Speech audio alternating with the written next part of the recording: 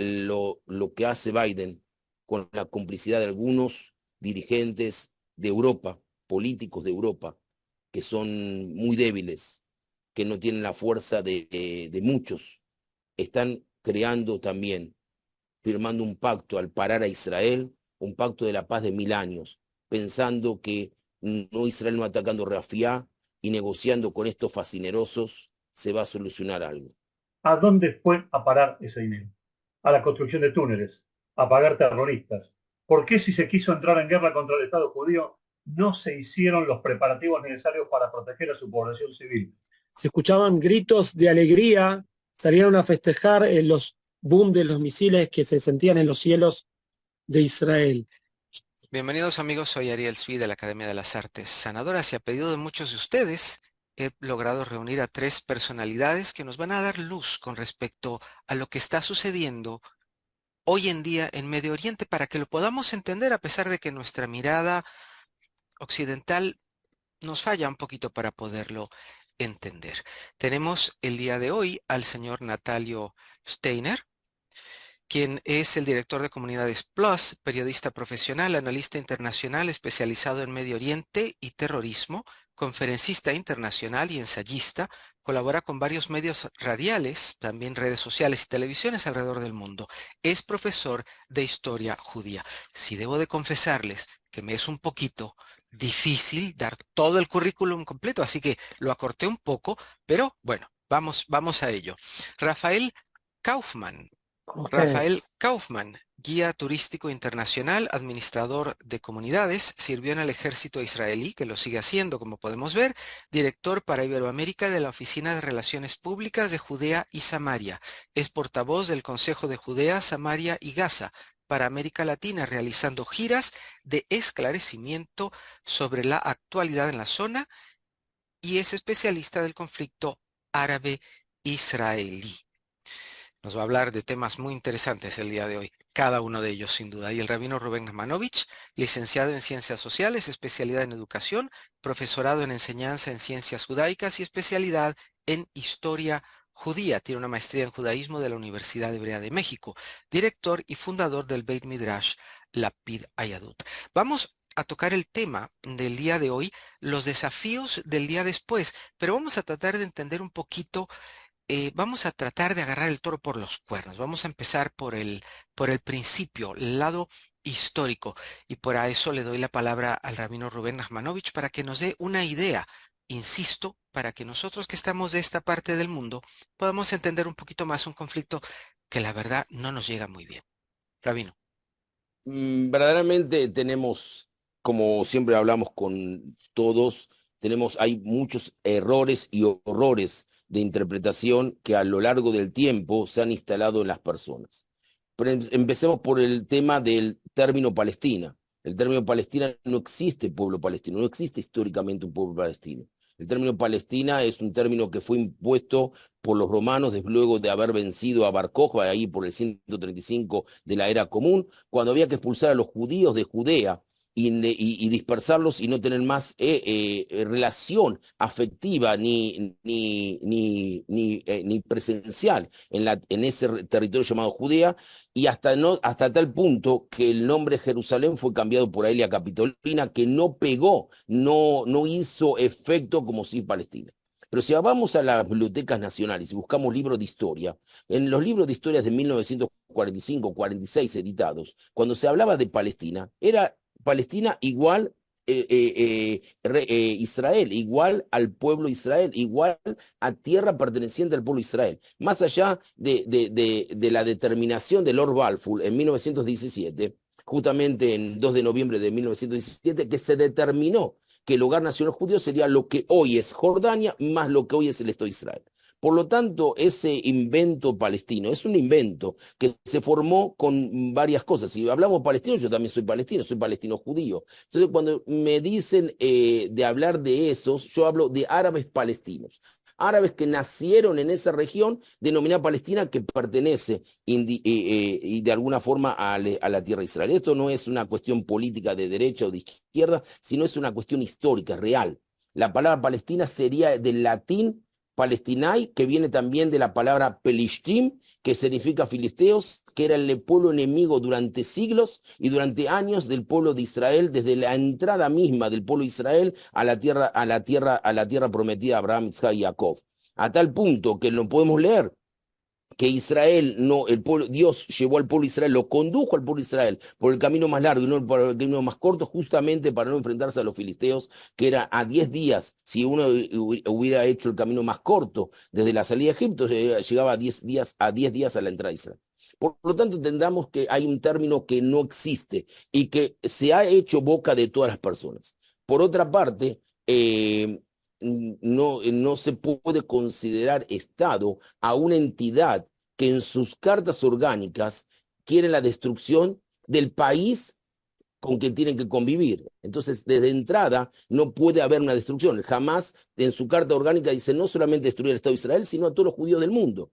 Por lo tanto, está trayendo una política nazi de la misma que Hitler promulgó desde sus inicios en 1923 con el Punch de Múnich. No hay ninguna diferencia.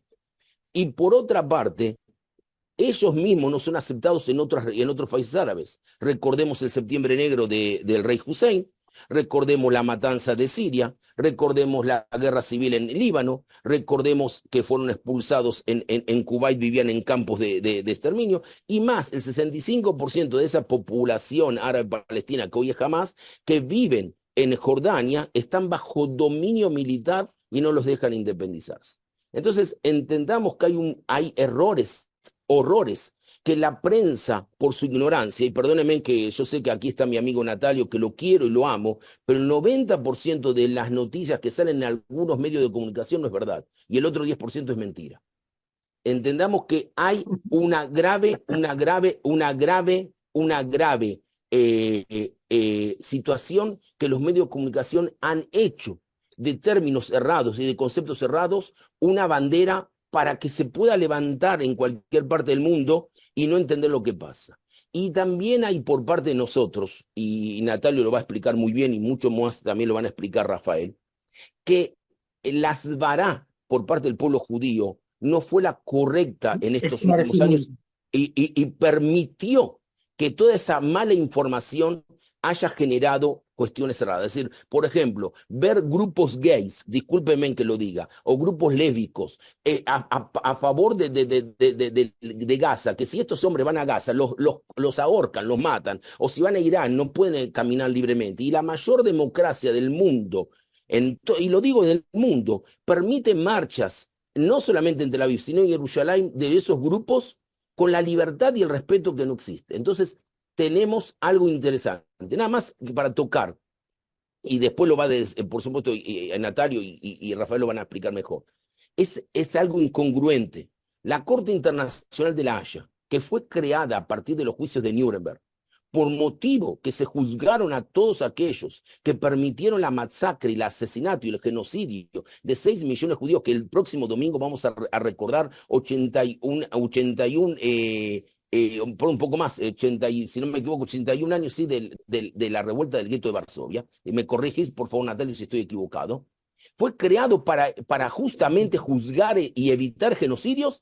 Hoy esa corte está llevando a los líderes judíos del Estado de Israel por acusarlo de genocidio cuando Israel mantiene la mayor ética en la guerra a pesar de que los genocidios son esos que cometieron el 7 de octubre. Entonces hay una inversión de valores, la historia fue mal contada y como dicen algunos, si la historia la escriben los que ganan, quiere decir que existe otra historia y hoy en día está ganando en la media el mundo árabe que está pagando para que haya otra historia y no la verdadera historia que es la historia del pueblo de Israel. Menuda cosa, lo mínimo que están haciendo para no irnos en contra de, pero es la realidad, lo que está haciendo la prensa es una manipulación y lo viene haciendo desde hace muchísimo tiempo y hay muchos intereses ahí dando vuelta, como bien sabemos. Pero bueno, gracias a Dios tenemos también a periodistas como don Natalio que nos están trayendo las cosas como son para que las podamos entender. ¿Fácil de comprender el tema, amigos? No creo. Pero bueno, no por eso debemos de dejar de decir las cosas tal y como son. Rafael, ¿cómo podemos entender un poco nuestro hoy para ver y entender qué es lo que pudiera pasar el día de mañana? ¿Qué es lo que nos va a explicar don Natalio? Te escuchamos. Primeramente, para fortalecer un poco lo que dijo Rabino Reuben. Reuben dijo, el pueblo, que se hace llamar el pueblo palestino. Ahora los árabes no saben pronunciar la letra P. La letra P la pronuncian como letra B, de bello, de bonito. No pueden decir policía, dicen policía. Y no puede haber un pueblo que tenga un nombre que no sepan pronunciarlo. Si usted dice, di la palabra palestino, te va a decir palestino, porque no sabe decir la P. Eso para un punto específico. Respecto a toda la situación que estamos viviendo hoy, lamentablemente tenemos que decir que el Estado de Israel en cierta forma se durmió durante años. Gran parte de la izquierda y también algunos de la derecha también se durmieron durante años pensando en forma idílica en el tema de que quizás con ellos podamos llegar a hacer paz. El rabino Reuben nombró la carta del Hamas, pero no solamente la carta del Hamas. Tenemos que poner los puntos sobre las diéresis y decir que no hay diferencia respecto a la eliminación del Estado de Israel y entre el Hamas y la Autoridad Palestina.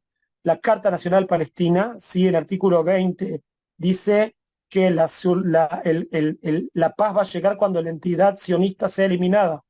Lo pueden ver tal cual está escrito, así que otra de las cosas más que dice la Carta Nacional Palestina dice que no existe el, el pueblo judío, existe la religión judía y como tal no tienen derecho a un territorio, así como hay cristianos en el mundo y no tienen un país llamado Cristianilandia para ellos, los judíos están dispersos en sus lugares y nada más. Ahora, si somos un pueblo, obviamente que tenemos derecho a un lugar donde vivir. Don Natalio, a mi humilde ver, Biden intenta dar 2 pasitos para adelante, pero da como 25 para atrás.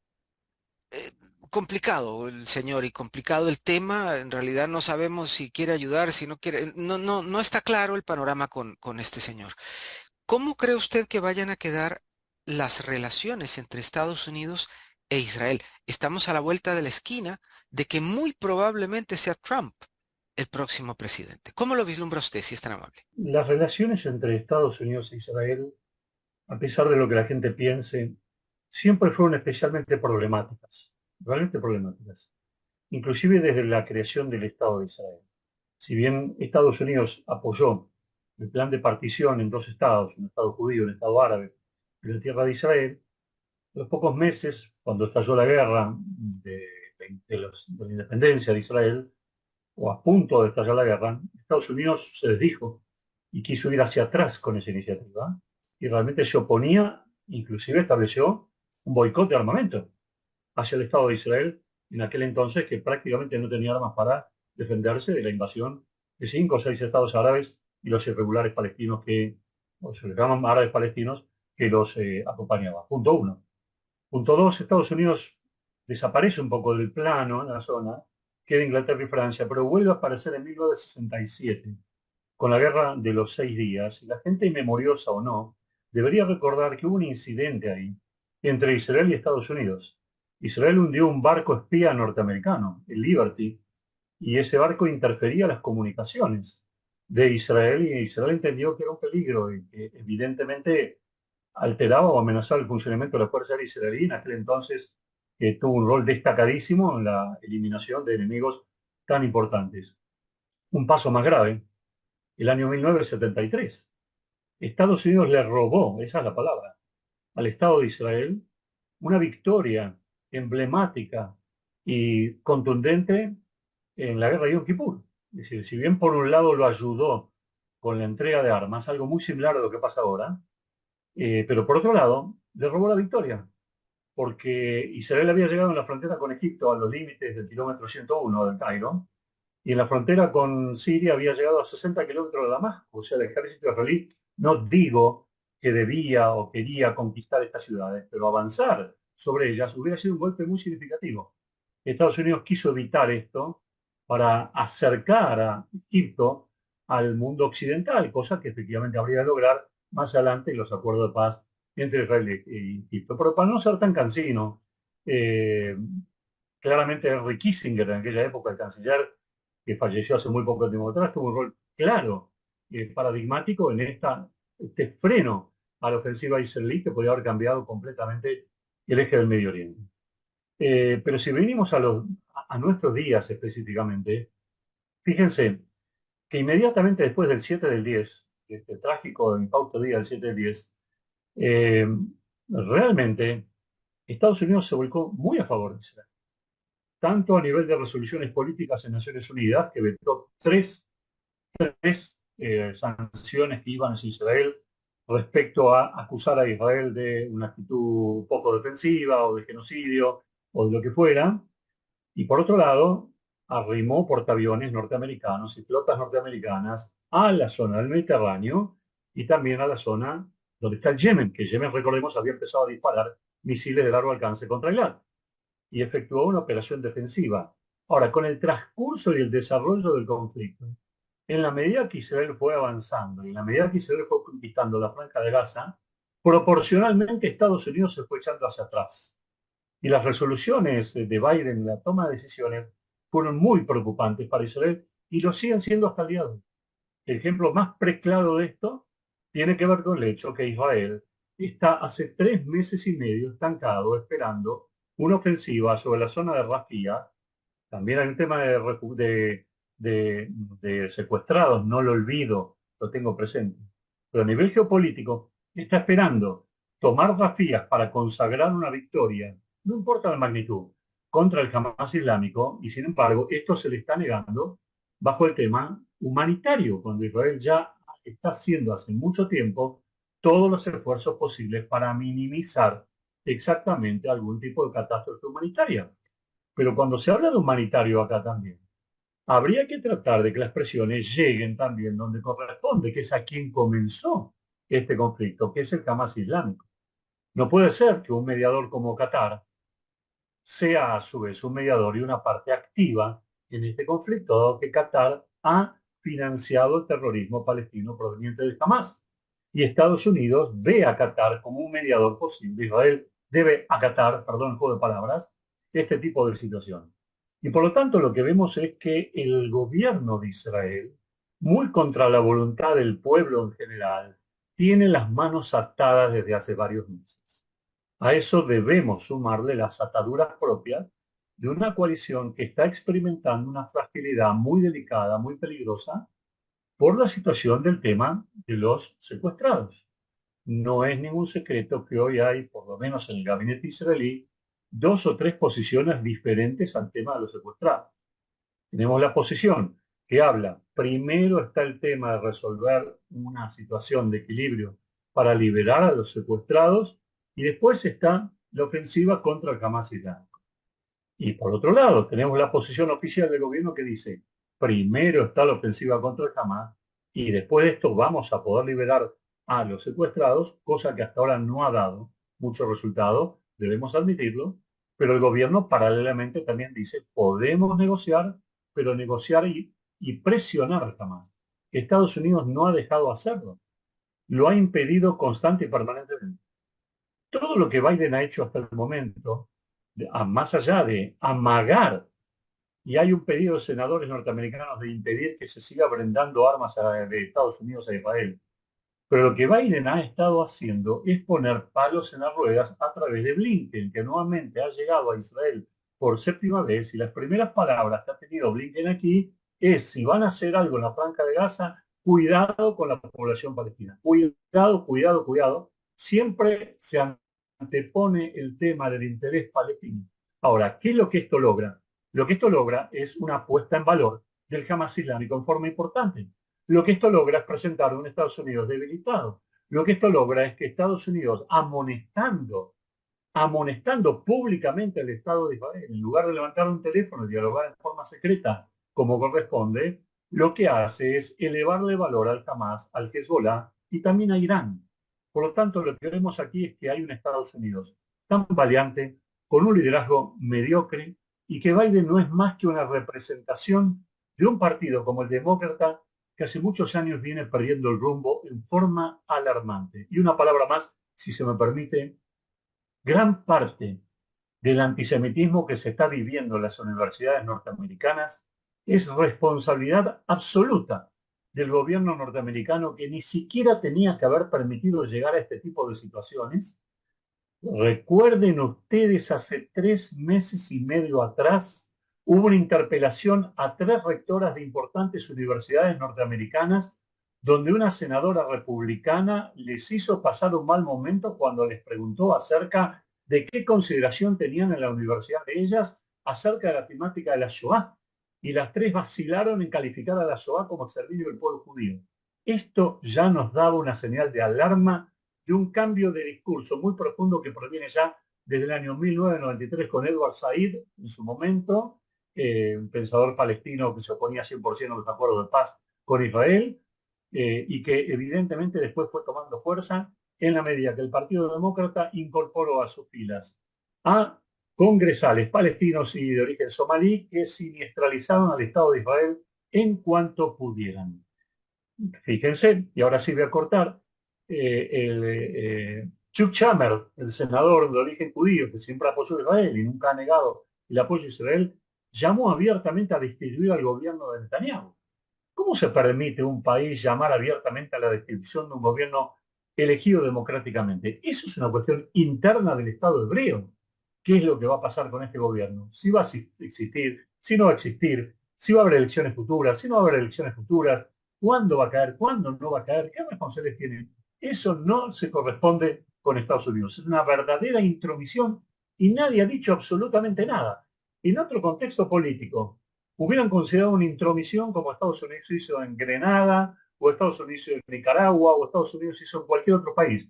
Pero con Israel parece que haber una doble vara moral y un estándar diferente para medir las cosas. Y eso, como bien dijo Rubén, lamentablemente está muy enquistado en algunos medios masivos de comunicación internacionales que son formadores de opinión y que a su vez hay otros medios que repiten lo que estos medios dicen. Hasta ahí. Todos con Antes de, intereses creados. Rabino, por favor. hay una pregunta, Natalio, que seguramente vos tendrás mejor visión para contestarla, que no me deja, no encuentro la respuesta. Y ayúdame a desasnarme, si es posible. Dicen que una de las luces verdes que se dio a este ataque genocida del 7 de octubre fue el acercamiento de Israel a Arabia Saudita para firmar un tratado de paz con el país más importante del Oriente Medio, políticamente y económicamente. Ahora, yo no entiendo si es tan así, y es un país que tiene Arabia Saudita tiene una relación carnal con Estados Unidos desde hace mucho tiempo. ¿Por qué es Qatar el intermediario en esta relación, más allá que tiene líder el Hamas en Qatar, y no es Arabia Saudita, que el país que de alguna forma podría imponer por respeto, por magnificencia, por capacidad, capaz un orden en el mundo árabe que no lo existe? Porque Yemen lo tiene en la espalda, Yemen está en la espalda de Arabia Saudita como México está en la espalda de Estados Unidos. ¿Estamos de acuerdo? Yemen es constantemente un dolor de cabeza para Arabia Saudita. Los hutíes no es solamente un problema para Yemen, Yemen es un país que no existe, pero sí es un problema para Arabia Saudita. Arabia Saudita tiene una relación de preocupación con el crecimiento armamentístico de Irán. Es decir, que ¿por qué Arabia Saudita no entra en esa jugada sabiendo que pudo haber sido la causa de su acercamiento con Israel, el motivo de la luz verde a ese ataque que de alguna forma desconfiguró el mapa de Oriente Medio, que venía conduciéndose poco a poco a unos tratados de paz, más allá del gobierno que esté en este momento en Israel? Comenzó con Bibi Netanyahu, pero podía continuar con cualquier gobierno, que son los famosos pactos de Abraham. Mira, Rubén, todavía hay mucho por escribirse respecto a lo que está sucediendo, a lo que va a suceder. Si bien todavía tenemos hipótesis acerca de por qué Agia Sinuar empezó lo que empezó y las masacres que llevó a cabo con sus huestes, no quiero decir de animales porque ofendería al género animal, pero bestias salvajes y la forma que actuaron y demás, es cierto de que uno de los objetivos podría ser, no tengo taxativamente la forma de decir 100% podría ser poner un palo en la rueda en la normalización de relaciones entre Arabia Saudita y el Estado de Israel. Pero yo creo que hay un objetivo aún mayor, y eso es lo que digo que hay que entender, y acá te va a venir un poco la respuesta también, porque Arabia Saudita no está como mediador. Eso es el hecho de que el Hamas islámico es una milicia proxy, o un grupo terrorista proxy de Irán, y no de Arabia Saudita.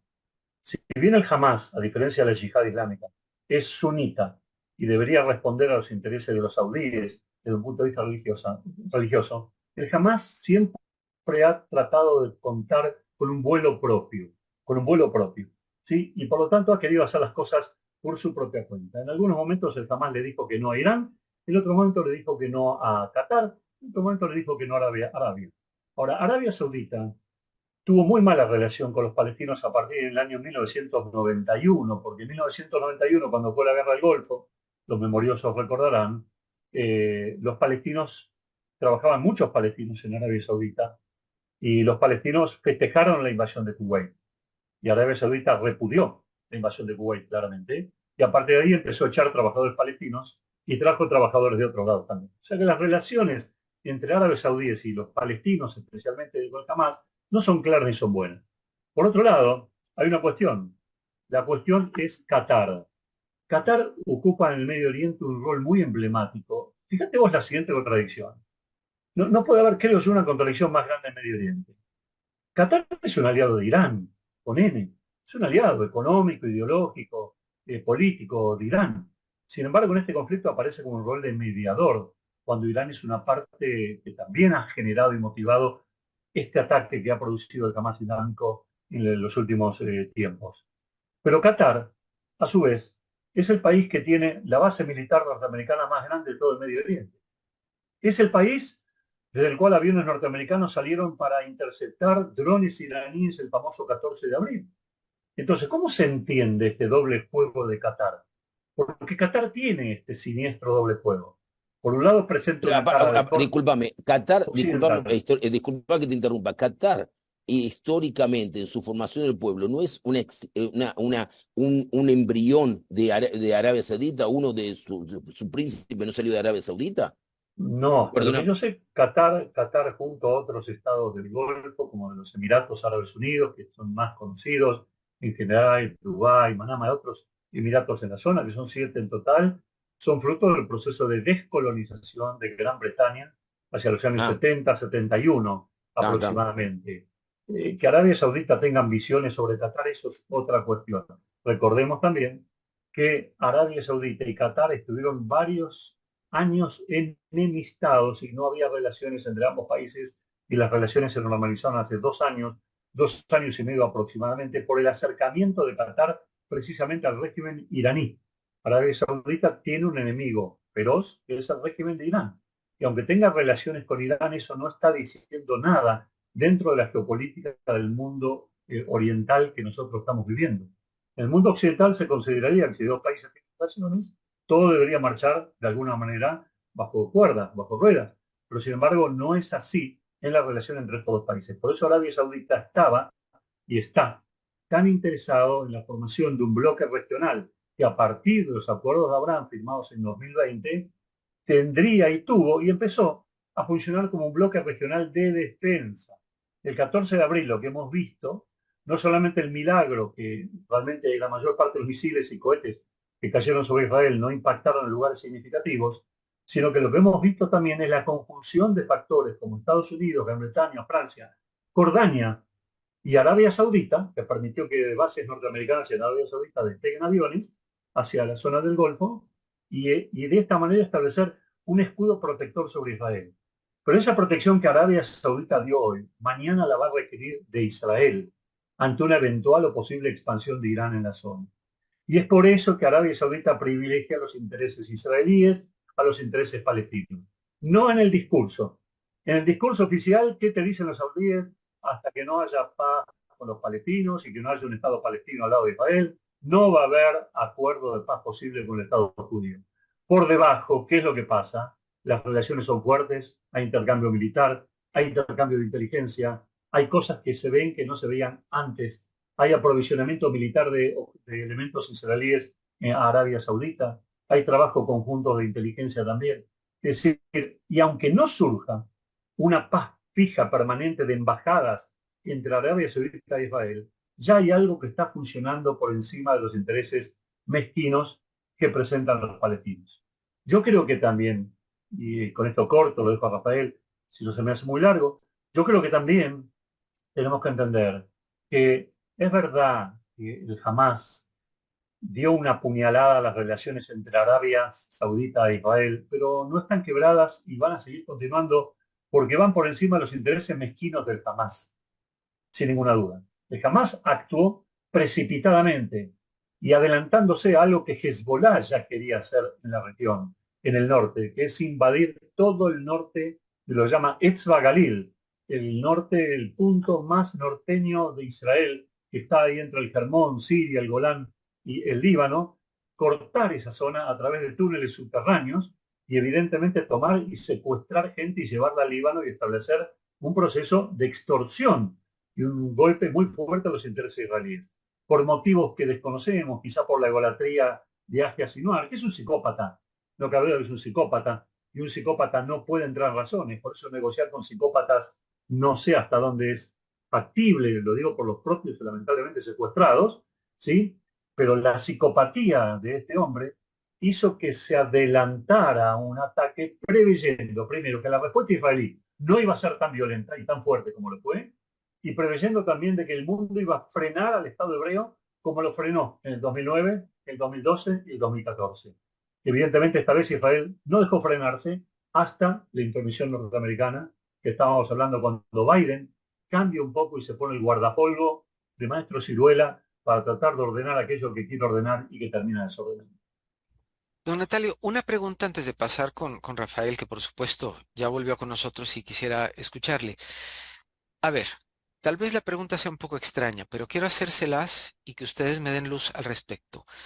Teniendo Irán el tipo de armamento que tiene y teniendo Irán todo para hacer un daño grave, ¿qué fue lo que quiso hacer con esto? Que gracias a Dios se le pudo detener, pero ¿qué fue en realidad lo que quiso hacer con esto? Porque si hubiera querido hacer daño mayor, tenía con qué, ¿no? Mira, desde mi punto de vista particular, lo que Irán quiso hacer son dos cosas. Por un lado, y esto hay que entender mucho la mentalidad oriental. En el mundo occidental estas cosas pueden pasar en un segundo plano, pero en el mundo árabe oriental, el orgullo, la pérdida de la estima nacional, el golpe que Israel le dio con la destrucción del consulado iraní en Siria, fue un golpe muy duro. Después de la eliminación del comandante Soleimani del año 2020 por parte de los norteamericanos, este es el golpe más duro que recibió Irán fuera de su propio país. Dado Vos que este decís hombre, vos decís golpe a nivel jerarquía militar. a nivel jerarquía militar, un hombre que dominaba y manejaba a los grupos terroristas en Siria y en el Líbano y que tenía la voz de mando para hacer o dejar de hacer tal o cual cuestión. Es un golpe muy duro en la estructura y un golpe a la vulnerabilidad. Esto hirió el orgullo iraní. Por un lado, había que devolver el golpe, porque una potencia como Irán tiene que devolver un golpe ante Israel. Esto era caída de Maduro, por eso Israel esperó este golpe también y se preparó. Lo segundo que hizo Irán fue atacar a Israel, como lo atacó, y voy a ahorrar descripciones y tiempo, pero de ninguna manera fue un ataque con la intención destructiva 100% de establecer un conflicto militar indisoluble con Israel. Un ataque para poner a prueba el sistema defensivo israelí. Y los iraníes pensaban que por lo menos arrojando 65 a 80 toneladas de explosivos, con que por lo menos 8 o 9 toneladas de explosivos cayeran en distintos puntos específicos de Israel, se sentiría satisfecho. No ha logrado ni siquiera el 1% de eso. Y por tanto Irán se llamó a una situación de aprestamiento ante una escalada posible de parte de Israel. Recordemos las presiones otra vez norteamericanas, las presiones otra vez regionales para que Israel morigere su ataque hacia Irán o la represalia hacia Irán. Es decir, Israel sí tiene que responder, pero tiene que responder de una forma acompasada, que no sea tan violenta. Esto me hace recordar, Rafael me va a ayudar sin ninguna duda, lo que fue en su momento Saddam Hussein, en el año 1991, cuando disparó misiles contra Israel, 39 misiles Scud, ¿sí? E Israel, que estaba gobernado por un hombre duro, Yitzhak Shamir, fue contenido por el gobierno, creo que era en aquel momento, entonces era no me acuerdo si era George Bush padre o era el gobierno de, no me voy a acordar el nombre George del Bush presidente. padre. Sí, George Bush era padre George era. padre, seguro. Sí, no me acuerdo, pero Sí, bueno, sí, sí, o sí. Reagan, no me acuerdo si era Reagan. Y el ministro de Defensa de Israel era Moshe Arens. Moshe Aaron, sí, sí. Bueno, ellos contuvieron a Israel en la respuesta militar hacia Irak para no disolver la coalición de 17 países que incluía a Egipto y Siria, que se armó contra el Estado de Saddam Hussein. Es decir, ahí también Israel tuvo una actitud de contención. Pero ahora no se le podía exigir esto porque Irán es un país nuclearmente que está, si no como se dice en hebreo, al borde del armamentismo nuclear, o quizás ya tiene hasta armas nucleares también tácticas y que ha decidido por el momento no utilizar. Pero no sabemos básicamente en la cabeza de ellos qué es lo que está pasando. Esto es lo que ha, desde mi punto de vista, morigerado el golpe iraní, el hecho que la defensa israelí fue óptima, con la ayuda de Dios y con la ayuda de sus aliados, naturalmente, fue óptima, fue muy buena, ¿sí? Hubo daños en una base aérea y en dos bases aéreas, pero no hubo daños irreparables, básicamente para Israel, e Irán lo único que le quedó es esperar que el contendiente ahora moviera en el tablero de ajedrez su reina, su ficha. Ahora el turno de Israel. La opinión pública mundial vio claramente que por primera vez en la historia un país como Irán agrede por encima de cualquier norma internacional a otro país arrojándole 65, 70, 80 toneladas de material bélico terrorífico contra población militar, civil, indiscriminadamente. Entonces la opinión pública rotó, viró, cambió temporalmente, dejó el eje palestino, árabe, palestino, israelí y miró con preocupación cómo este conflicto podía salirse de madre y escalar hacia una guerra regional. Estados Unidos no quiere definitivamente una guerra regional, Israel tampoco la busca y estudia la forma de ver cómo actuar con Irán, con aliados o sin aliados, pero más tarde o más temprano va a haber que buscar una solución porque Irán, Israel no puede coexistir con un Irán nuclear.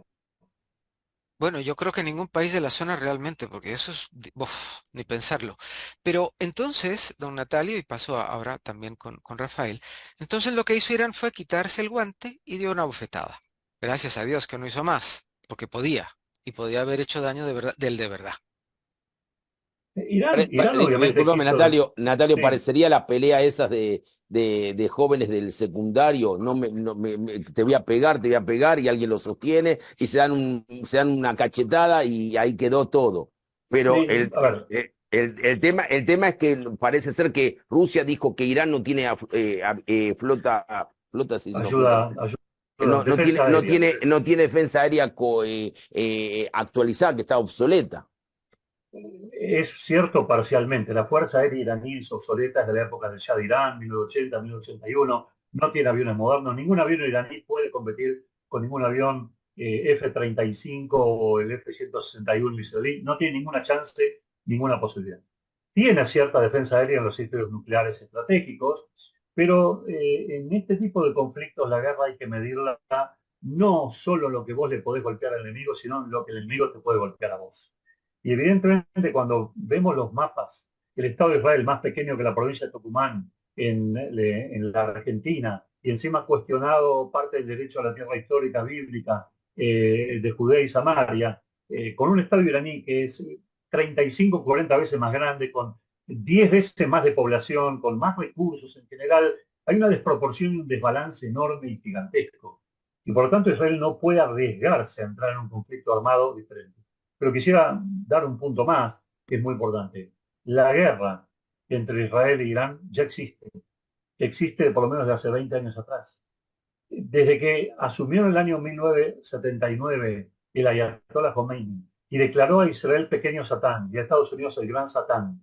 Y empezaron la política de atentados terroristas en Argentina, con la embajada, con la AMIA, en Bulgaria, en Georgia, en la India, a través de Hezbollah. 45 años, 45 40, años. o sea, Irán está en guerra por el Estado de Israel. Lo que pasa es que nosotros entendemos el concepto de guerra como la Segunda Guerra Mundial, una guerra de frentes, de contendientes, de tanques de guerra de un lado y del otro. Es una guerra distinta. Y la guerra que se viene librando entre Israel e Irán es una guerra, como se dice en hebreo, Milhemet Slavim, una guerra entre las sombras. Israel ha golpeado a Irán en varias oportunidades, limitando su poder nuclear, retrasando su poder nuclear. Algunos recordamos el famoso virus Sputnik de cibernética, que retrasó parte del programa nuclear iraní, etcétera, pero los iraníes fueron superando estas barreras también. Recordamos en el 2018 el operativo del Mossad, que trajo los archivos nucleares iraníes, pero el mundo pareciera que ha naturalizado que Irán va a ser una potencia nuclear y ha puesto a Israel en un rol de malo por querer defenderse. Y esto está pasando, en otro término, también en la propia Franja de Gaza. El primer punto que tenemos que ver en el conflicto árabe-israelí, y eso abarca no solamente a Irán y a todos los países árabes y al Islam mismo, es el tema que ellos tienen un concepto que es el tema de guerra santa, y tienen el concepto de tierra santa sagrada para el Islam, lo que se llama en árabe Waqf, o todo lo que son los territorios que los árabes vivieron, ya sea por siglos, décadas, que son tierras que para ellos va a ser siempre islámica, no importa que haya otro país. Yo tuve el placer, y creo que también Rubén Nasmanovic, el rabino, estuve también con él, cuando visitó José María Aznar, Costa Rica, hubo una conferencia en la comunidad, y al terminar la conferencia yo le pregunto a José María Aznar qué pasaría hoy si algún país árabe tuviera la oportunidad de luchar en España. Claro, tendrían la obligación religiosa de, por ejemplo, conquistar el andaluz, que fue un sector de España que durante siglos estuvo en manos del Islam. La respuesta es un rotundo sí. Y le pregunto a José María Aznar qué opina al respecto, me dice, conozco el tema y estamos preocupados. O sea, el tema de que no solamente Tel Aviv, no solamente, perdón, Judea y Samaria y Jerusalén Oriental, etcétera, son lugares que dicen esas tierras sagradas para el Islam. Toda la tierra de Israel es sagrada para el Islam porque en toda la tierra de Israel hubo periodos muy largos que estuvo el Islam aquí. Entonces, todo el conflicto parte básicamente de un tema religioso. Ahí se bifurca a las explicaciones excelentes que dio Natalio, que van hacia muchos lugares, que en realidad es una ensalada, porque también dentro de los países árabes hay una gran ensalada. Ahora, la pregunta principal yo creo que es, no sé si pregunta o error principal, eso que tiraron 300 misiles y no pasó nada. ¿Qué hubiera pasado si 2 misiles hubieran pegado, hubieran matado, Dios no quiera, a centenas de personas? ¿Acaso la respuesta israelí hubiera sido la misma? Yo creo que la visión ante el ataque de cualquier país tiene que ser, la respuesta israelí tiene que ser como si nos hubieran pegado, porque a eso atacaron, o sea, eso no pensaron que atacaron 300 misiles que no le iban a pegar, y ellos sabían que iba a haber una escalada de violencia. Ahora Israel por ahora se contuvo. Yo creo que en algún momento va a ser algo muy duro. También se está conteniendo mucho con todo el tema de los yemenitas. Que el mundo entero se está conteniendo con eso en forma que no tiene cabeza, no tiene ninguna raciocinio. Cuando, no sé si me perdí algo de las explicaciones de Natalio, pero 66% del movimiento marítimo en el canal de Suez está parado debido a los hutíes y eso implica un problema en toda la economía mundial, porque todos los barcos que tienen que llegar del lejano oriente a Europa, en lugar de cruzar por Suez, tienen que ir por el Cabo de Buena Esperanza, dar toda la vuelta a África y llegar hacia Europa. Y el mundo no hace nada. O sea, es un tema que a nivel de lo que está aconteciendo hoy en Europa, por ejemplo, o en Estados Unidos, ¿sí? Todas las manifestaciones en las universidades en California y en otros lugares. Digo, cuando asesinaron el gobierno de Assad a centenas de miles de árabes, Europa no dijo nada, ni los propios árabes que están en las universidades hoy gritando contra Israel dijeron nada. Cuando Saddam Hussein mató y aniquiló a miles, tampoco dijeron nada. Y así con muchos ejemplos que podemos tener, siempre se callaron la boca. Mientras Europa se siga yendo a favor de los árabes, no se están dando cuenta que están yendo con ellos mismos. Se están sin saber autoeliminando. Una vez le preguntaron a Gaddafi quién va a conquistar, cómo los árabes piensan conquistar, a los musulmanes piensan conquistar Europa. ¿Qué respondió Gaddafi? Dijo, los vientres de nuestras mujeres van a conquistar Europa. Y la ecuación matemática es muy sencilla. Los europeos tienen 2 hijos por familia, los musulmanes tienen 10. Primera generación 2 a 10, segunda 4 a 100, tercera 8 a 1000, cuarta 16 a 10.000. La quinta ya estamos hablando de 1.000.000 a 32. Entonces un cálculo, y eso es lo que lo vemos que está pasando en Europa. Para toda esta situación que estamos viviendo nosotros, si el mundo decide contra nosotros, a la larga va a sufrir todo el mundo. Lamentablemente les cuesta mucho entender a los europeos. De a poco se están dando cuenta, en algunos lugares se están dando cuenta. Algunos países que están restringiendo la cantidad de musulmanes que pueden entrar, o distintos temas que tienen que ver respecto a la educación, o a las mezquitas, o al ruido que pueden hacer las mezquitas, etcétera. Es un tema que lamentablemente yo creo que el gobierno israelí hasta hoy se está conteniendo, a mi parecer, demasiado. Tenemos un tema que es lo que está pasando. Yo sé que hay movimiento de fuerzas en dirección hacia el norte, o sea que hasta ahora estuvo calmo el norte, que Israel no entró, calmo en el sentido no que no nos bombardean, porque todos los días hay bombardeos, ¿sí? Pero que no entramos en la zona del sur del Líbano, es porque estamos ocupados en la franja de Gaza. De aquí a hoy, mañana o pasado en cualquier momento, ya está todo listo para poder limpiar de terroristas la ciudad de Gaza, de Rafah. Cuando terminen ahí, o antes o después, se va a dar una contienda muy dura en el norte, y a lo que apunta Israel es que de una vez por todas los ciudadanos puedan volver a sus casas. Es inconcebible hoy cuánta gente no pudo hacer la revisación del Hametz de Pesas porque dejaron sus casas, se tuvieron que ir corriendo y dejaron toda lo que es el pan así, lo que es el pan, lo dejaron en las casas y tuvieron que pasar en hoteles. Ya están hace 7 meses. Tengo amigos, sí, que están, compañera de mi clase, que están hace 7 meses viviendo en hoteles. ¿Esto hasta cuándo se puede llevar? Con todo lo que quiere el mundo intentar, países que quieren decir, bueno, tendríamos que llegar a un acuerdo que Israel y con el Líbano se llega a algún acuerdo, pero hasta que no saquemos la amenaza a la población civil, no podemos estar así. Esto puede llevar 1 mes, 2 meses, medio año más. En algún momento se va a terminar. Yo creo que no se va a terminar sino con una situación bélica dura. Lamentablemente, tal cual. Don Natalio, quisiera preguntarle, ya vamos a ir cerrando porque no quiero abusar el tiempo de ustedes y de la amabilidad de ustedes, aunque espero poderles tener en algún otro momento porque quedaron muchísimas cosas en el tintero.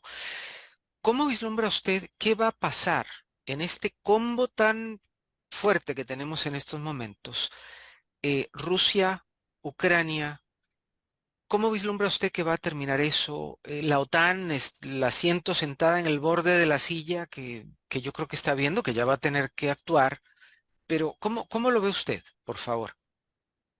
Yo creo que nosotros estamos viviendo, no quiero ser apocalíptico con el término ni asustar a nadie, pero estamos viviendo una especie de tercera guerra mundial en capítulos. No es una guerra declarada, no es una guerra de fronteras siempre delimitadas, pero es una guerra de concepciones ideológicas completamente diferentes. Cuando cayó la Unión Soviética, 1991-1992, por allí el famoso Francis Fukuyama escribía: llegamos al fin de la historia. La verdad que no llegamos no solo al fin de la historia, sino que se empieza a escribir una historia completamente diferente.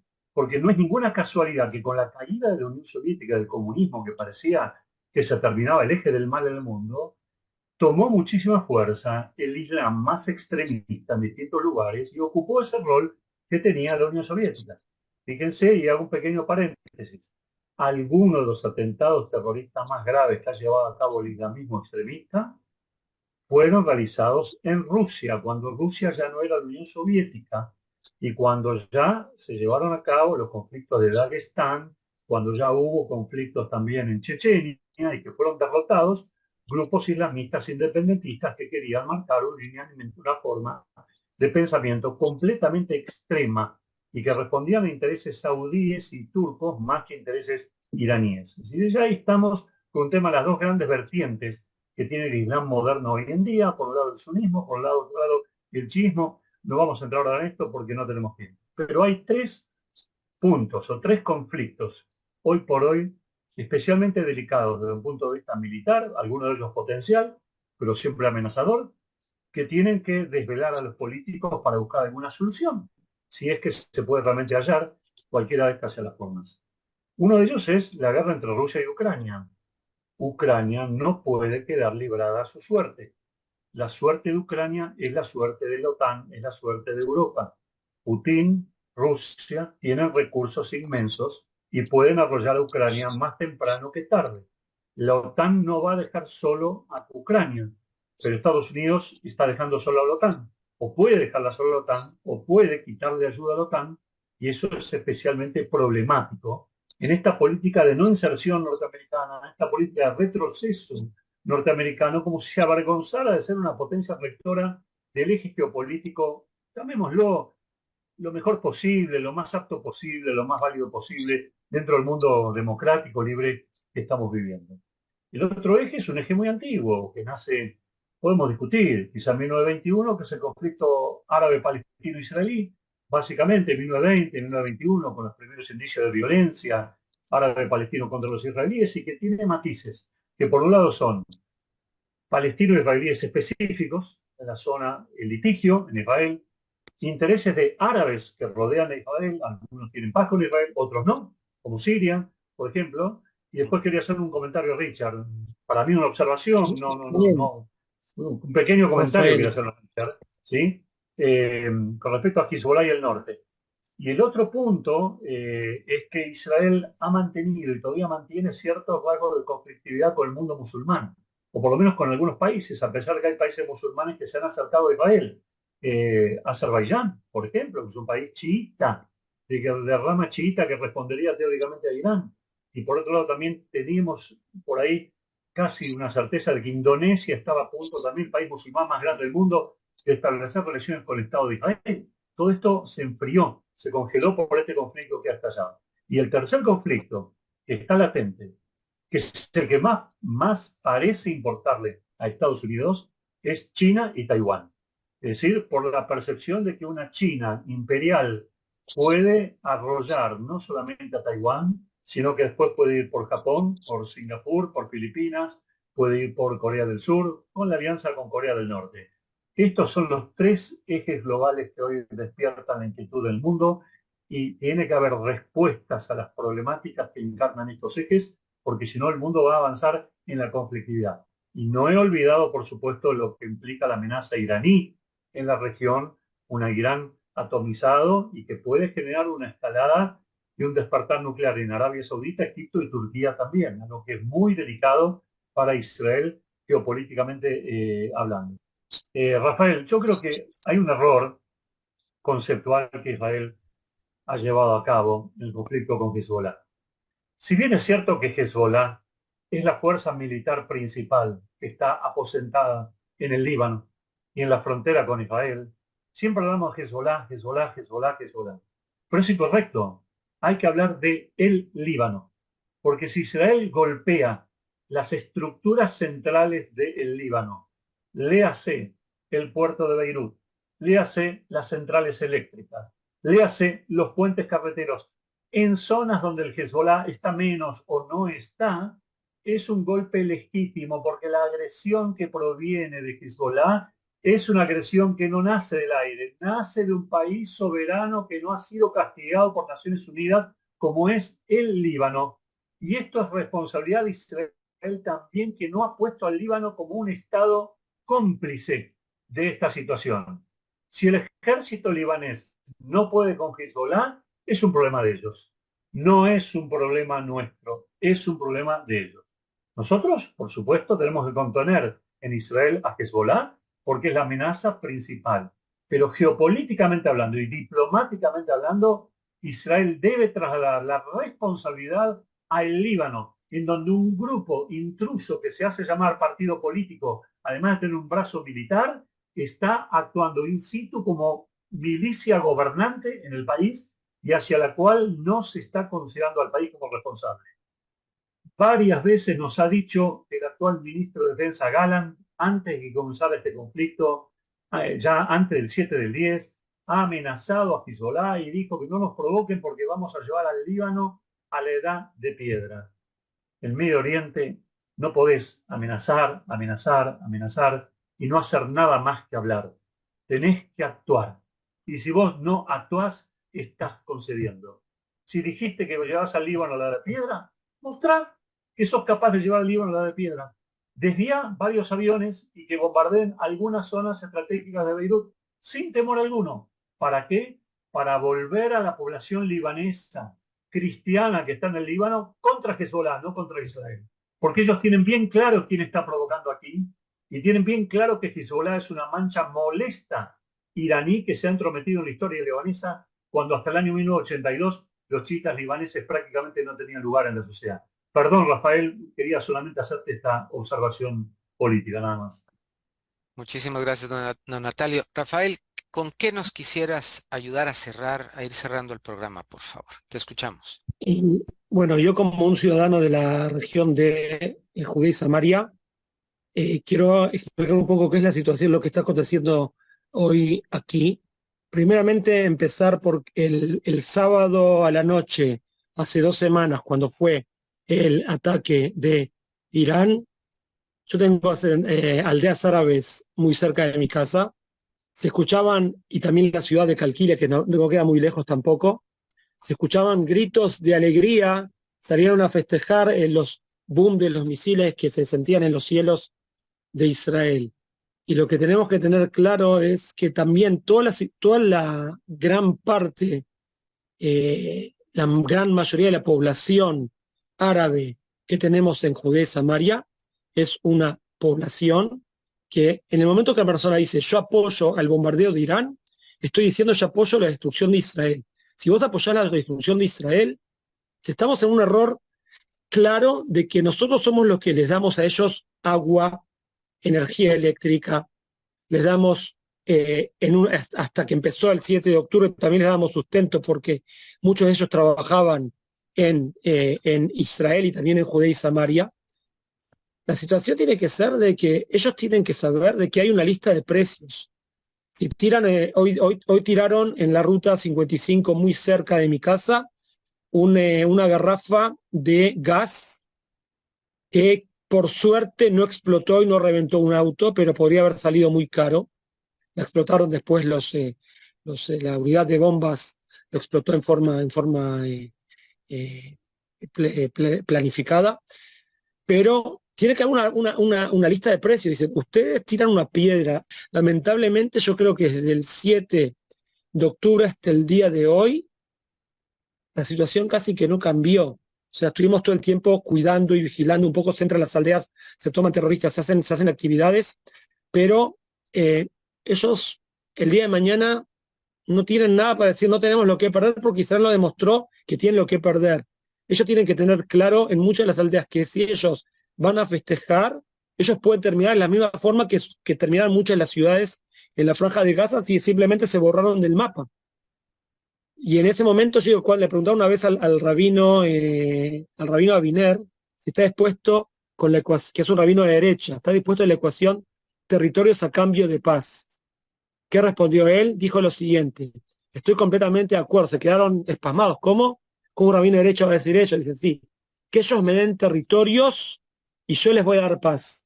Todo el tiempo estamos, el mundo que presiona, sí, Israel tiene que ceder, que ceder, que ceder. Todo el tiempo cedimos, que no entregamos.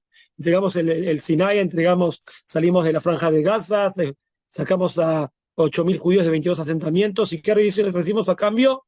Recibimos misiles. Cada vez que dejamos un lugar a cambio de que pensamos que iba a haber paz, salimos del Líbano en el 2000, hasta el 2006, todos decían, vieron que no pasa nada, el 2006, Segunda Guerra del Líbano, en 6 años hubo tranquilidad, pero en 6 años hubieran muerto menos personas las que murieron en la Segunda Guerra del Líbano, que fueron cerca de 150 entre civiles y militares. En 6 años no morían tantos. No es una cuestión numérica. Cuando salimos de la Franja de Gaza, la izquierda israelí decía hay que hacer la Franja de Gaza. Sí, ¿por qué? Porque hay miles de soldados para cuidar a solamente 8.000 judíos. Y gracias a que habían 8.000 judíos viviendo habían soldados que estaban cuidando. Gracias a que habían soldados cuidando, el Hamas y todos los movimientos terroristas que habían ahí no podían hacer lo que querían. Nosotros salimos de ahí, empezaron a hacer lo que quisieron, desde túneles a armamento, etcétera, Lo mismo pasó en el sur del Líbano, lo mismo pasó en la Franja de Gaza. Entonces, ¿cuál es la solución? La solución es volver a, en la Franja de Gaza, volver a recolonizar toda esa región, que van a vivir judíos ahí, que va a haber ejército israelí ahí, porque si hay ejército israelí sin haber colonización, el día de mañana se pueden ir. No hay ninguna limitación para que se vayan, porque no tienen, es una tabula rasa, no tienen por qué quedarse. Ahora, en el momento que en un lugar pasan a vivir poblaciones que tienen que defender porque son ciudadanos israelíes, entonces el ejército tiene obligación de defenderlos, ahí sí eso va a, sin duda, garantizar una paz que yo creo que los propios árabes la prefieren. Hoy día yo conozco muchos de los árabes también que los querían acá en Judía y Samaria, que tuve trato con ellos, cierto diálogo con ellos, dicen, lo peor ellos odian a la autoridad palestina. Ellos descubren la autoridad palestina, solamente que ellos no lo pueden decir eso en voz alta. Porque si ellos llegan a decir eso en voz alta, corren peligro de vida. Pero entre nosotros, si me dicen a mí como judío, sin que otros árabes escuchen, dicen, yo estoy cansado, dicen, a mí dame paz. Yo estábamos mucho mejor cuando estábamos bajo dominio israelí que bajo dominio de la autoridad palestina. Lo mismo en la Franja de Gaza, cuando Israel estaba en los asentamientos en la Franja de Gaza, había árabes que podían trabajar ahí, vivían bien, estaban contentos. Salimos de ahí, se la comieron y ahora nosotros también nos la comimos. Antes había 8.000 judíos en peligro, hoy tenemos 5 millones de judíos o más que están en peligro de cualquier misil que puede salir de la Franja de Gaza en dirección a Israel después de la operación que hubo. Ya quizás unos números un poco bajaron, pero el 7 de octubre vimos la cantidad impresionante de misiles que salieron de dirección a Israel. Lastimosamente, Aquí. definitivamente es un peligro latente. Bueno, muchísimas gracias. Rabino, una pregunta dividida en tres. ¿Cómo Sí. se ve desde Ojo de Buen Cubero como Rubén? ¿Cómo lo ve como rabino? ¿Y cómo lo ve además como educador? ¿Qué se ve desde sus binoculares? ¿Qué nos queda por experimentar? Aquí Rafael y Natalio, aparte de ser profesores de historia, son eximios conocedores del Tanaj. Cuando nosotros vamos al relato de Lot y la destrucción de Sodoma Sodoma y Sodoma Amorá, y Gomorra. Sodoma y Gomorra, nos habla del episodio de que le piden que no se den vuelta a Lot y a su esposa, que no se sabe el nombre, solamente el Midrash Gadol, se conoce el nombre de ella, que es Idit, y dice, no se den vuelta, no miren hacia atrás. La mujer dio vuelta para ver su casita, cómo iba a terminar, qué pasó, con el tantos años vivió, con el jardincito, con esto, y quedó hecho una estatua de sal. Si nosotros vamos al Tanaj, a lo largo del Tanaj vemos hechos horripilantes. Menashe, 55 años de paganismo, mató a su abuelo Ishayahu, le cortó el rey Ahab, la reina Isabel, las cosas, las barbaridades que hicieron. La mujer solamente se dio vuelta y quedó hecha una estatua de sal. Aquí hay una lección importante en la vida. Hay personas que viven del pasado y hay personas que aprenden del pasado. Israel no aprendió del pasado. Hay cosas que no aprendió. Seguimos teniendo teorías esas sociales. Vamos a tender las manos a los amigos árabes. Ya se le tendió la mano en el 48, en el 56, en el 67, en el 73, en el 77 con la visita de Anwar al-Sadat, en el 78 con la sesión del Sinai y el Tratado de Paz. Después, en el 94, con Hussein, se le da agua a Jordania. Los kibutzim que están alrededor de la Franja de Gaza, muchos de ellos tenían a sus amigos Yusuf, mi amigo Yusuf, y después Yusuf entró con el arma y los mató. ¿O estoy equivocado, Natalio? No, no estoy equivocado. Es la realidad. Podemos encontrar cientos de casos. Israel, hay algo que dijo Natalio que es muy cierto. Israel no puede mirar al Líbano como dos entidades. El sur, el Hezbollah, y el norte, otro Líbano. No.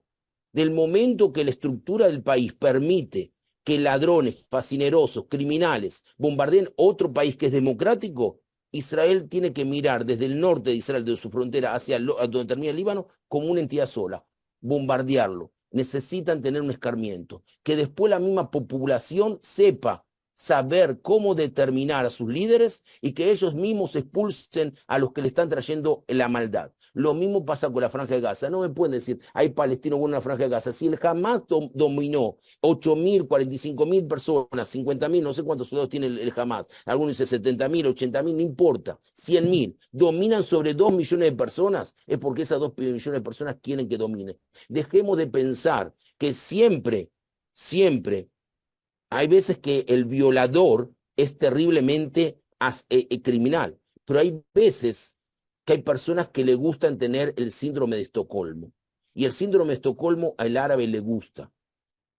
El árabe escogió a la autoridad palestina. Israel le entregó a la autoridad palestina armas que después se convirtieron en la policía para cometer asesinatos. O no vamos a olvidar que hasta el asesinato de Yitzhak Rabin se hacían atentados con armas que Israel había dado a la policía.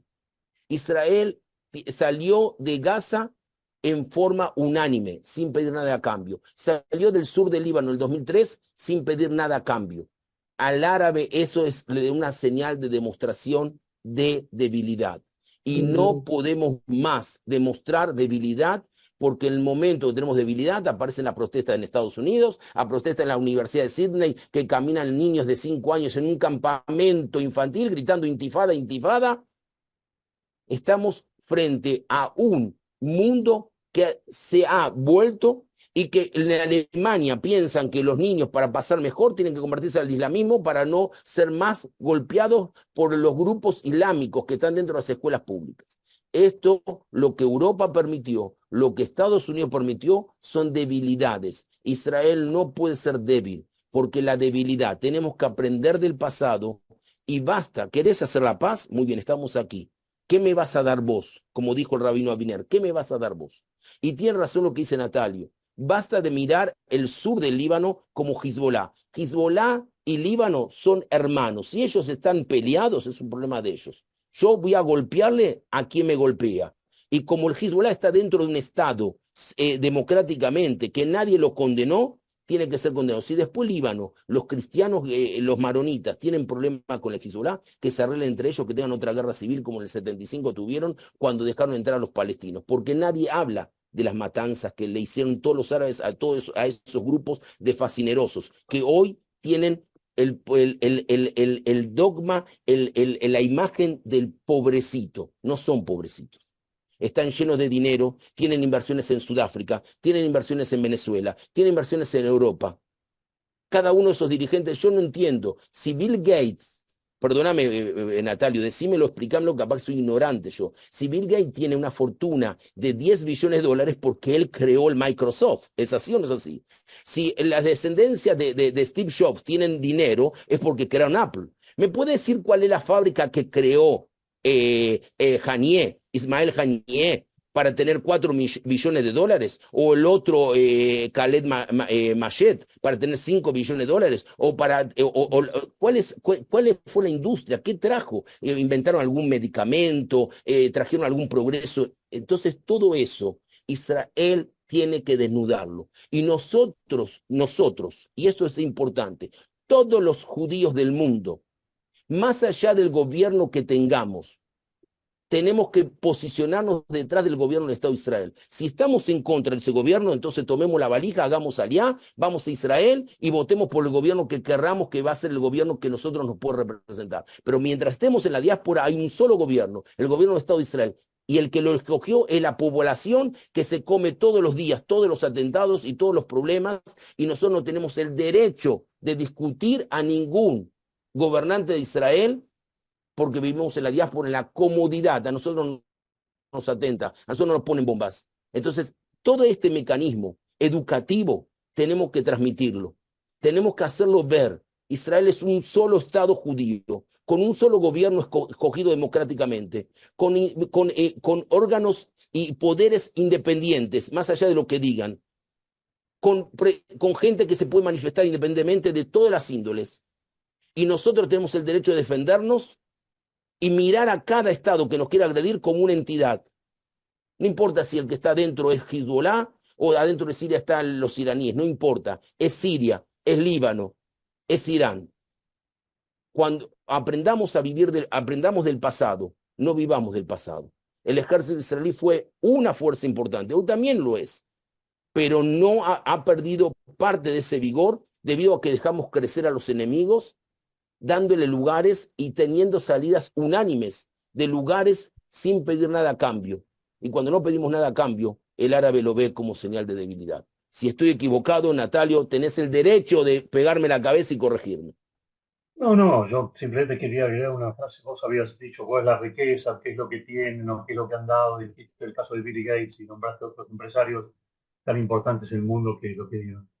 Yo quiero desmitificar solamente una cuestión que es muy importante.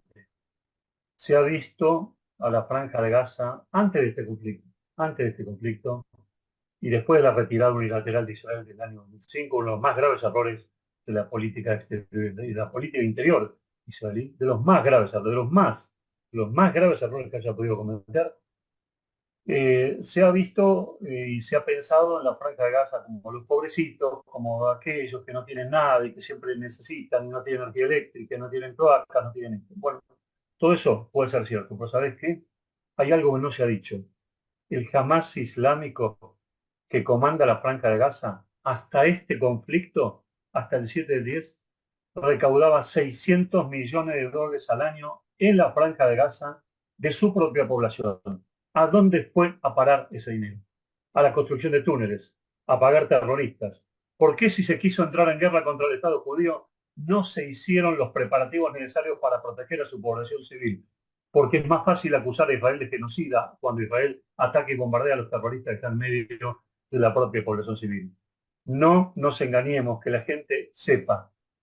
Acá lo que tenemos que entender es que Israel en la Franja de Gaza está luchando contra un sector y una organización siniestra que no solamente ha tomado a cautivos israelíes que desgraciadamente están todavía bajo su control, sino que ha tomado cautivo a toda la población palestina en la Franja de Gaza, aún aquellos que gritan por el Hamas islámico. Fascinerosa, Fascinerosa, Porque no han tenido la posibilidad ni siquiera de acceder a una educación diferente para poder no gritar esto. O porque si se oponen al Hamas islámico, los matan, desaparecen. Yo quisiera que todos aquellos cristianos que se rasgan las vestiduras por la muerte y la desolación que hay en la Franja de Gaza, que vayan y que cuenten cuántas iglesias había en la Franja de Gaza antes del conflicto del 7/10. El único sacerdote que quedó es un sacerdote brasilero y que está rodeado por soldados de la ONU, ¿no? Teóricamente. Le van a sobrar los dedos de una mano y de las dos manos para poder contar lo que ha sufrido, lo que sufre la minoría, justamente bajo este dominio islámico. El mundo está dado vuelta, es un Armagedón, es un caos, es la época en donde el profeta Isaías decía, al bien lo van a llamar mal y al mal lo van a llamar bien. Es esta época. Es claramente es una Son las profecías de Daniel. Sí, o Daniel. Que Israel va a luchar contra las 70 naciones. Bueno, acá estamos en una situación claramente de inversión en la escala de valores, donde no es posible que exista una incomprensión tan grande frente a un Estado que ha sido atacado por varios frentes a la vez y encima tiene que dar explicaciones y pedir permiso por qué se está defendiendo con la magnitud que se está defendiendo. Y un Estado que ha sido obligado a alimentar a una población civil que en muchos casos, cada vez que ha habido un atentado en Israel, salían con dulces por las calles a repartir y bendecir a aquellos que habían llevado a cabo un atentado en Israel. Natalio, se ha visto algo igual.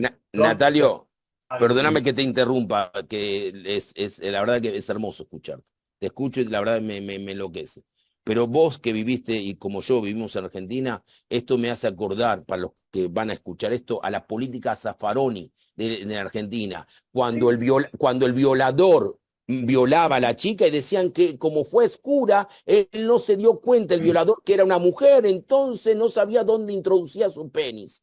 Entonces terminaba el violador siendo inocentado y a la mujer violada la castigaban por haber denunciado impropiamente al violador. Esto es lo mismo. Estamos en la misma situación. El mundo tiene una política Zaffaroni. Estamos invirtiendo. Al asesino lo convertimos en ídolo. Es el síndrome de Estocolmo que estoy diciendo. El mundo está secuestrado por estos mensajes violentos que hacen ver a todo el mundo como si fueran nenitos de pecho y que detrás de ese pecho tienen bombas, armas. Y nosotros, el país más democrático del mundo, el país que tiene mayor cantidad de inventos y y riqueza tecnológica en pos del mundo, estamos siendo condenados por imberbes, por fascinerosos, que ya la mafia italiana, la mafia rusa y la mafia china al lado de todos estos son nene de pechos.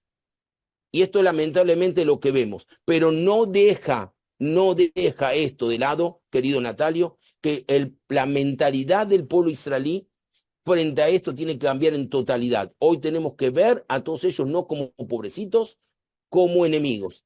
Es triste que también estamos siendo de alguna forma chocados por esos padres que están buscando a sus hijos, a sus secuestrados y que están en manos de estos criminales, de estas bestias, sin ofender a los animales, como dijiste vos, pero que estamos a estas bestias de la época de la prehistoria, que no tienen moral, que no tienen corazón, que no tienen sentimiento, pero hay algo que tenemos que cambiar. Nosotros no podemos más. Tenemos que encuadrarnos detrás del gobierno, sea quien sea Lapid, Bibi Netanyahu, Gantz, quien sea, el gobierno de Israel es uno. Nosotros tenemos que encuadrarnos.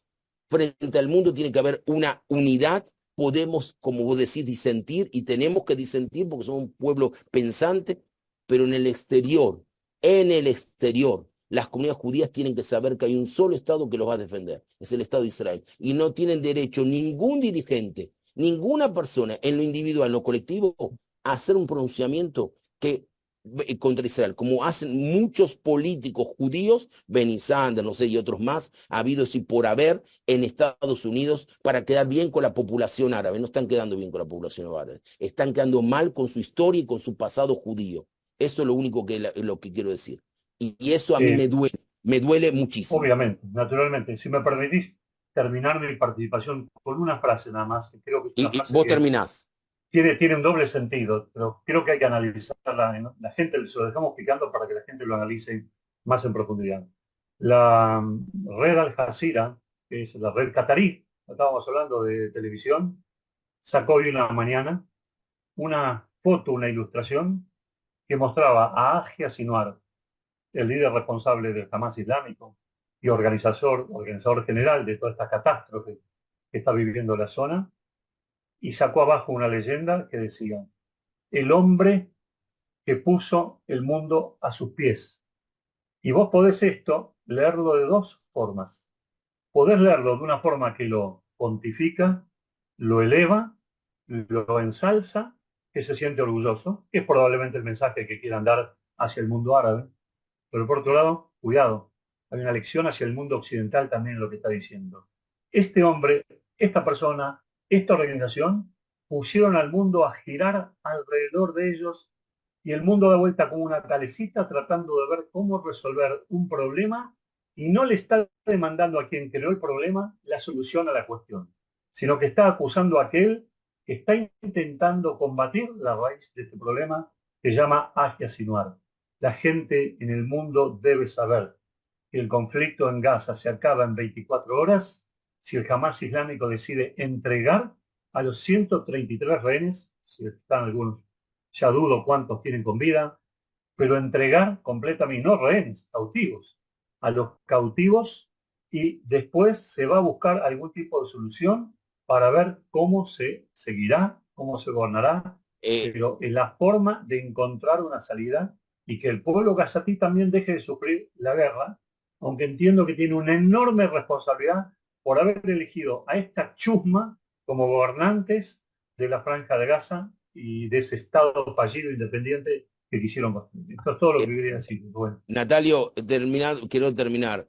El séptimo día de Pesaj, como vos lo sabés, es el día que también se llama un tikkun, la gente estudia de noche. Este año estuve leyendo unos libros eh, sobre todo el tema del odio, el pueblo judío, la historia del odio. Y me detuve en 1938, y voy a decir, ¿qué pasó en 1938? Más allá del Anschluss, más allá de la entrega de Sudetes, el pacto de Múnich, cuando Chamberlain dijo la paz para los 1000 años, y vino a Inglaterra y dijo la paz para 1000 años, y siguió alimentando el ego, la ambición, la destrucción de Hitler y Max Schemo, como todos esos.